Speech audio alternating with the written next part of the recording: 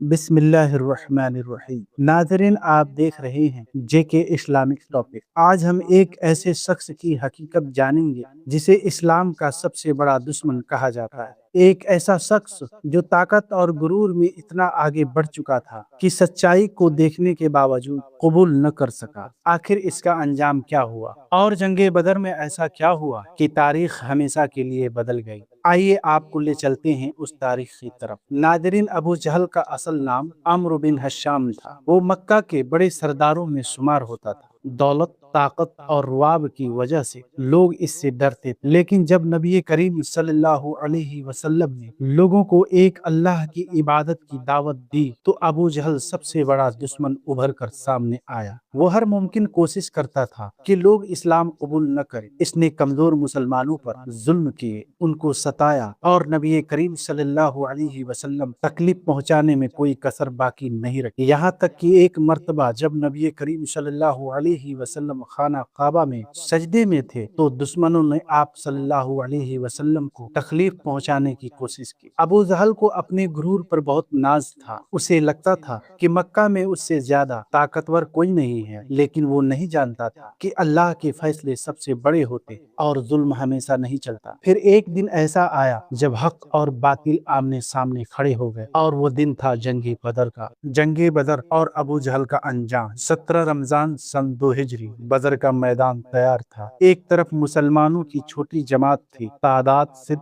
313। सहाबा इकराम कम थे, हथियार भी कम थे, लेकिन ईमान मजबूत था। दूसरी तरफ मक्का का बड़ा लश्कर था, तादाद ज्यादा और हथियार ज्यादा और उनका गुरूर भी ज्यादा। उस लश्कर की क़यादत अबू जहल कर रहा था। उसे पूरा यकीन था कि आज मुसलमान खत्म हो जाएंगे, लेकिन नाजरीन, अल्लाह को कुछ और ही मंजूर था। जंग के दौरान दो नौजवान सहाबा हजरत मुआज और हजरत माऊज एक ही बात सोच रहे कि इस्लाम के इस बड़े दुश्मन को रोकना है। इन्होंने पूछा कि अबू जहल कहाँ है। जैसे ही मौका मिला दोनों ने बहादुरी के साथ हमला कर दिया। अबू जहल शदीद जख्मी होकर जमीन पर गिर पड़ा। बाद में सहाबा अब्दुल इब्न मसूद वहां पहुंचे। रिवायतों में आता है कि आखिरी वक्त तक अबू जहल के लहजे में गुरूर बाकी था। उसने अपनी शिकस्त मानने के बजाय तकब्बुर की बातें कहने लगा और पूरा मक्का का वो शख्स जो खुद को नाकाबिले शिकस्त समझता था अंजाम को पहुंच गया।